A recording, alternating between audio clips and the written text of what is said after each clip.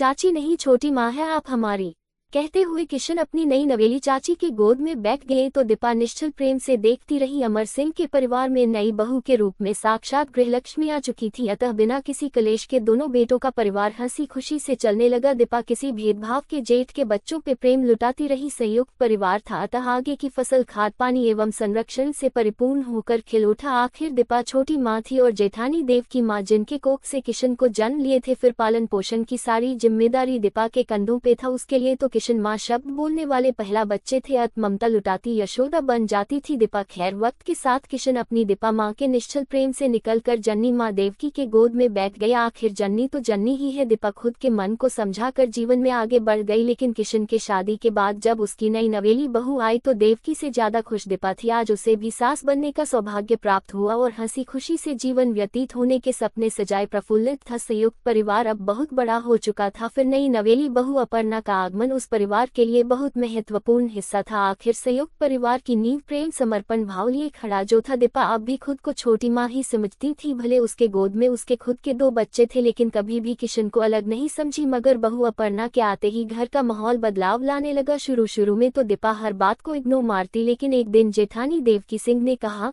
दीपा अब हमें समाज में अलग हो जाना चाहिए। मगर क्यों जीजी, दीपा ने कहा तो किशन ने बीच में कहा, छोटी माँ अर्पणा को संयुक्त परिवार में घूटन होता है, मतलब हमारे परिवार के 4 सदस्य और आपके परिवार के 4 सदस्य, फिर दादा दादी अब कौन इतना लेकर चलता है।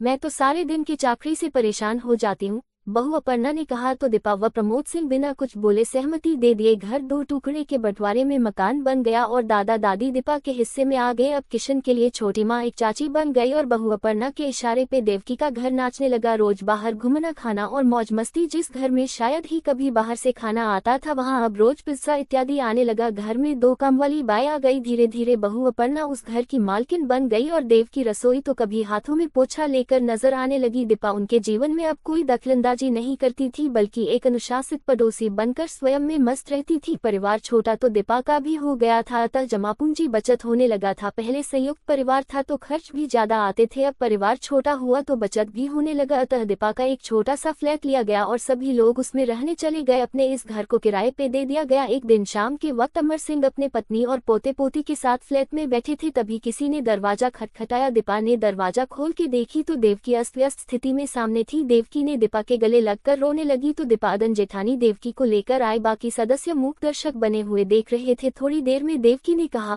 आप लोग के यहाँ आने के बाद बहू अपर्णा ने मेरा जीवन नरक बना दिया। उसकी महत्वाकांक्षी स्वभाव के आगे किशन नतमस्तक होकर सभी मांगे पूरी करता जा रहा था, अतः कर्ज बढ़ गए और मैं खुद के घर में कामवाली बाई बनकर रह गई हूँ। दीपा चलो पुनः संयुक्त परिवार बनकर रहेगी। अमर सिंह सारी बातें सुनकर खुद को रोक नहीं पाए और अपनी बड़ी बहू देवकी से बोले, जिस किशन ने दीपा रूपी यशोदा को स्वार्थ सिद्ध के लिए 2 पल में अलग कर दिया, वह देवकी को कैसे छोड़ देता। देवकी जीजी चुप्पी साधे चुप थी और बाबूजी बोलते जा रहे थे, बंटवारा मकान का हो तो पुनः जुड़ सकता है, लेकिन देवकी तुमने तो मातृत्व विश्वास का बंटवारा किया था, तुमने शायद सुना नहीं है। किशन और यशोदा का पुनः मिलन हुआ नहीं था। कमरे में कोई शब्द वार्तालाप नहीं उठा। फिर देवकी अपने किरदार निभाने किशन के पास जा रही थी, लेकिन इस बार संयुक्त परिवार की ताकत देखकर मौन थी। दोस्तों, आपको कहानी अच्छी लगे तो चैनल को लाइक, शेयर और सब्सक्राइब जरूर करें और कमेंट में अपना राय जरूर दें। धन्यवाद। Folded hands.